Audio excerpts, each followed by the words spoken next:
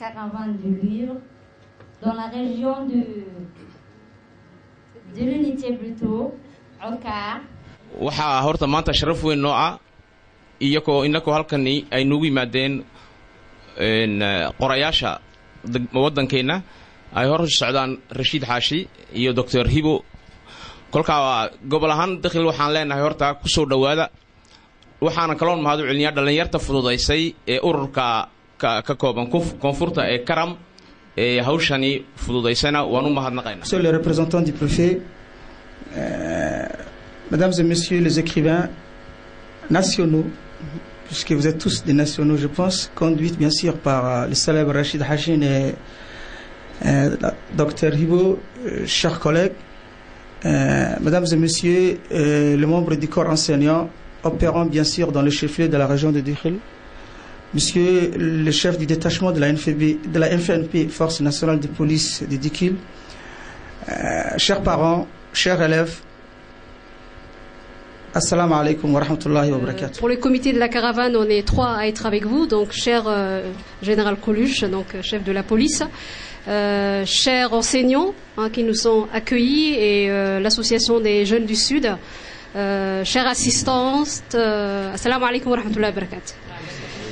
Donc, c'est un honneur d'être accueillis. Donc, on vous remercie du plus profond du cœur. Donc, on est vraiment content et très satisfait de toute la procédure d'accueil que vous nous avez réservée. Donc merci, grand merci à vous. Pour le comité de la caravane, on est 3 à être avec vous. Donc cher général Coluche, donc chef de la police, chers enseignants qui nous sont accueillis et l'association des jeunes du Sud. Je suis vraiment contente d'être dans cette caravane et donc j'espère que nos échanges vont être fructueux aujourd'hui. Donc on parlera du livre et on sera bien heureux d'écouter vos questions et de répondre avec beaucoup de plaisir. Donc merci pour votre attention. Monsieur le président du conseil régional, monsieur l'adjoint du préfet, général Coluche, jeunes du Sud qui nous ont encouragés vraiment à venir à Okar. Nous vous remercions chaleureusement, l'association Karma. Moi et Hibo, c'est là que la dynamique était partie au début de l'été. Qu'est-ce que nous pouvons faire? Parce que il y a eu plusieurs tentatives de faire quelque chose. Des associations sont créées, mettre en place des bibliothèques dans les quartiers, les maisons de jeunes, mais rien n'y fait, ça ne démarre pas. Donc on s'est dit, bon, mettons quelque chose en place, d'abord virtuellement, sur l'internet, puisque tout le monde est dans l'internet aujourd'hui. Donc nous nous sommes dit que avec cette jeunesse connectée, essayons de mettre en place quelque chose pour les attirer vers la lecture virtuellement. Donc nous avons créé une page et on s'est mis à parler du livre et de la lecture. Je vais passer le micro à une élève du lycée qui va nous lire justement un poème de Okar écrit par Rachid Hachin. Chers écrivains et honorables invités, soyez les bienvenus à Dikhil, la région de l'unité, notre merveilleuse Okar. J'ai l'honneur de réciter un poème dédicacé par M. Rachid Hachi et dont je suis si fière de vous le faire part. Ce poème s'intitule Au voyage au pays Okar. Voyage au pays Okar. Il m'a attendu longtemps, un appel sincère entendu. Une fraternité offerte sans détour, un cœur ouvert immaculé. Je m'envolerai aussitôt vers Okar la Blanche, qui se morphocèle au creux des montagnes sombres. Loin du tumulte fatigant, des jouboutis brillantes, des coups bas mortels, d'occasions ratées sans regret, de belles promesses vaines, des villes trahissantes sans fin. J'irai de ses pas prendre ce route rectiligne. Jonché des cadavres, tas de ferrailles, agonissant longuement sans secours. Je passerai par le barat désert, chamarré dans sa tenue poussiéreuse, illuminé comme un palais royal, sans arpistes prosternés, ni d'arbres faméliques, bras feuillus vers le ciel pour implorer la pluie mesquine. Terre du feu méconnue, je laisserai à ma gauche Aska, étincelante dans ces montagnes ocres, resplendissantes comme toujours. Elle se prélasse insouciante dans les hauses de mer parfumées. Je passerai comme un songe, Mouloud, endormi dans ses rêves harassants, de développement au compte-gouttes. Balambalay digne montagne, hérissée de biques fatiguées, elle me scellera humble. Et mes souhaitera sans fanfare, une bonne route sans une croche entre deux montagnes. Soudain, dit qu'il jaillirait comme un GC. Des grâces pétrues, mais en passe paisible. Route sinueuse, déserte, regard pétillant, fuyant. Silhouette gracieuse, furtive, terre imberbe, dure. Brise de terre revivifiant, souffle des entrailles révoltées. Je suis à Okar, enthousiaste. Je suis d'ici sans doute, d'Afar et de Somalie, enchevêtrés. Des sommes mêlés à jamais, des peuples voulus ardemment, dignité scellée pour toujours.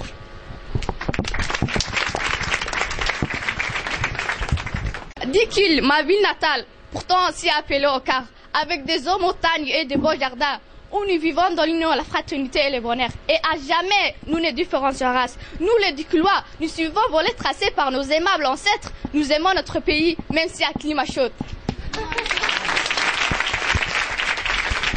Je remercie M. Rachid, à mon nom et au nom de tous mes collègues. D'accord? J'ai lu un passage qui m'a vraiment plu, dans laquelle vous célébrez la femme. Une femme est comme ci, une femme est comme ça. Elle ne mange que quand tout le monde est rassasié. Elle veille quand la famille a sombré dans un sommeil réparateur. Elle garde la maison quand les hommes partent patifoler. Elle soigne les souffrants qui l'ont meurtri dans sa chair et endeuillé son âme. Elle pleure les mourants, elle applaudit au succès dont elle ne verra jamais le fruit. Mais qu'est-ce qu'une femme au juste pour l'homme de Bruce, fatigué par la quête du pâturage et d'un point d'eau? Un objet de plaisir. Non, il n'en a pas souvent le temps. Une maîtresse des maisons, loin de là. Une partenaire, une confidente ou un être indispensable pour la survie de sa lignée. Pour ce passage, je suis vraiment très ému. Hein. Merci Badria. C'est vrai, Badria Ayambadana, j'espère que vous n'êtes pas une Ayandarana comme celle que j'ai racontée dans le livre. Hein. Donc, ce livre, préfacé d'ailleurs par Dr Rio qui est avec nous, est un roman que j'ai écrit il y a fort longtemps. Hein. Ça date pas de cette année. Et d'ailleurs, le mot Ayandaran, ou le titre Ayandaran, il vient d'une histoire réelle.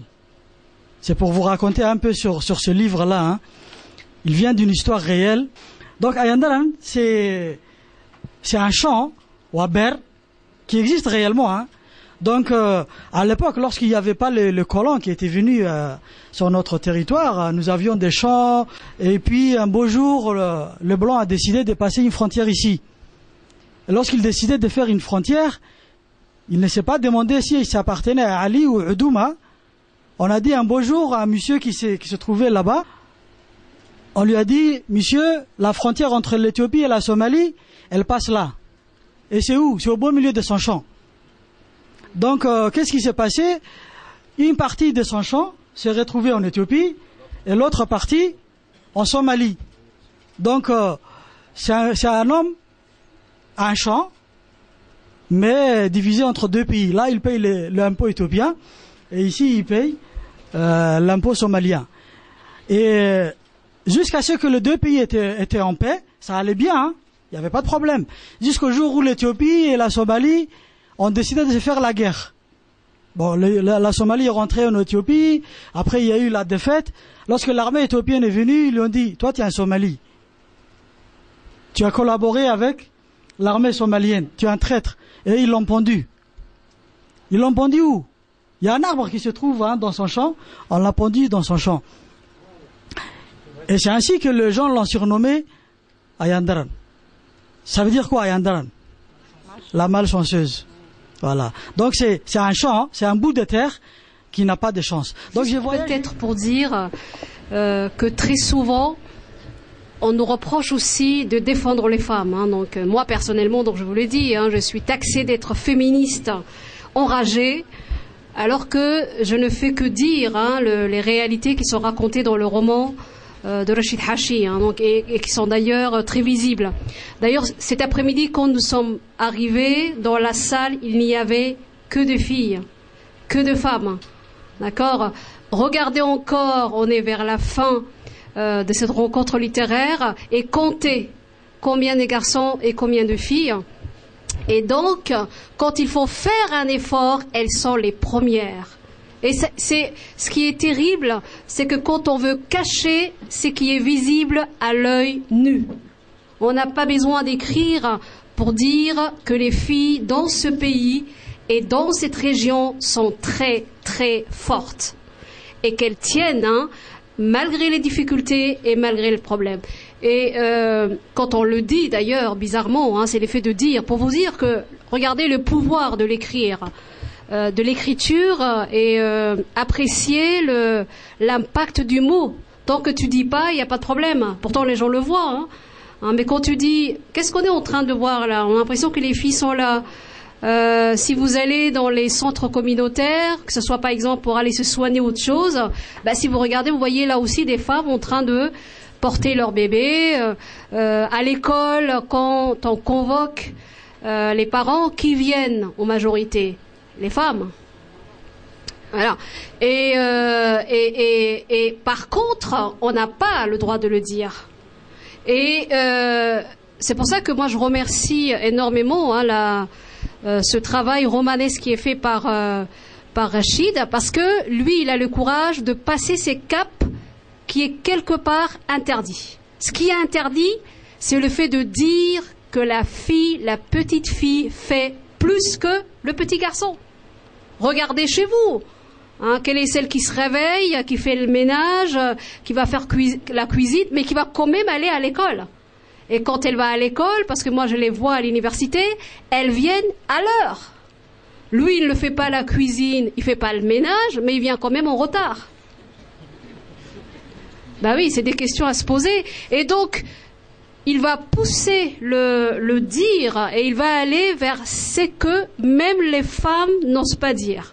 C'est vraiment un cap qui est beaucoup plus important, qui est donc l'excision, mais aussi tous les autres drames comme la violence et autres. Donc, à mon sens, c'est un roman qui est vraiment révolutionnaire, parce que c'est pour la première fois, très souvent les femmes parlent, mais elles parlent entre elles, dans un cadre intime, dans un cercle assez confessionnal, même on pourrait dire, voilà. Mais on ne doit pas l'entendre à l'extérieur. Et les femmes, quand elles parlent beaucoup. Lui, il va aller beaucoup plus loin. Il va, en tant qu'homme, dire ce que les femmes ne disent pas. Quelle est la jeune fille qui parle ouvertement de l'excision qu'elle a subie? C'est rare, donc. Et d'ailleurs, même parmi nos écrivains, femmes, donc on en a deux. Mona Hodan qui a écrit un seul roman, et puis la dramaturge Aïcha Mohamed Roblé. Les deux n'ont pas si bien, moi je dirais, écrit d'une manière aussi approfondie ce que je peux appeler les déboires que la tradition ou la culture, ou bien la manière de vivre octroie. Bon, le verbe n'est pas bon, en tout cas, donne à la fille, à la petite fille. Donc, c'est pour ça que c'est un roman qui est vraiment important, en tout cas qui parle aux femmes. Et, alors je sais pas si Rachid, je sais pas s'il pourra en refaire un autre, spécialement dédié à la problématique de la femme.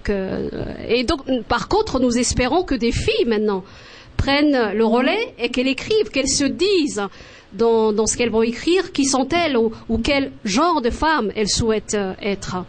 Et ce livre est intéressant parce que il a aussi généré des productions artistiques. Donc si vous voyez la couverture, il y a l'illustration avec la toile de Moubine. Et moi-même, j'ai écrit un poème qui s'intitule Excision. Et d'ailleurs, la toile va arriver bientôt. Et nous allons faire une petite cérémonie. Et actuellement, nous sommes en train de saisir les gens qui travaillent sur la promotion de la femme, comme l'UNFD ou le ministère lui-même. Et on souhaiterait faire une campagne. Et on souhaiterait que le roman de Rachid ne soit pas le seul. Et que dans sa suite, il y a d'autres écrits. Et il y a d'autres témoignages qui puissent donner de romans ou de pièces de théâtre. Donc, merci. Je m'appelle Nema Mougib, je suis une élève dans la terminale L. J'ai des choses pour vous. Un petit poème que j'écris aussi et une question. Donc commençons par le poème. C'est Tic et un beau village, avec ses jolis paysages et ses oiseaux plimages au chant et au ramage. Debout tout le monde s'élève, réalisons nos rêves, et que tout malheur crève, c'est écrit dans notre rêve. À Dikil, il faut venir, donner temps à l'écriture, il faut travailler dur, enseigne le futur. Voilà. Vous vous inspirez de quoi dans vos romans? Aux mots et au pouvoir de mots. D'ailleurs, dans la Révélation, hein, donc il y a donc dans Iqra, hein, c'est les mots qu'on lit. Donc vous voyez l'importance qu'on donne, et très souvent on a tendance à s'auto-censurer, à dire eh ben, ce que je dis n'est pas intéressant, ce que je dis n'est pas bien dit. Non.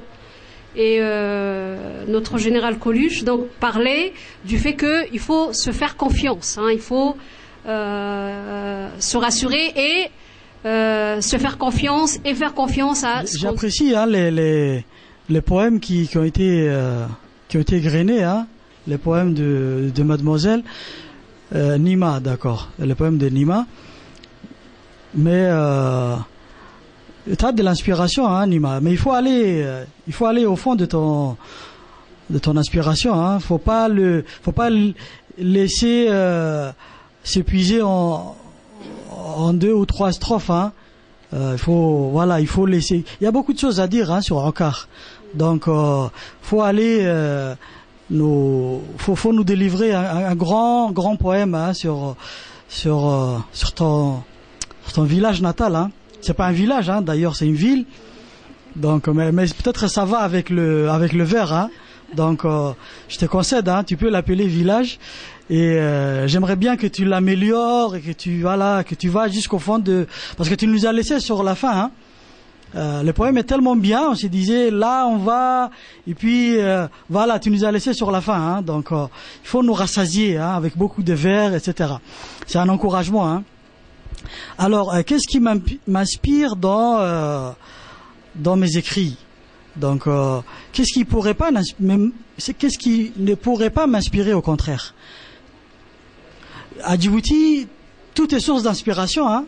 Par exemple, à Yandaran, c'est l'excision, par exemple.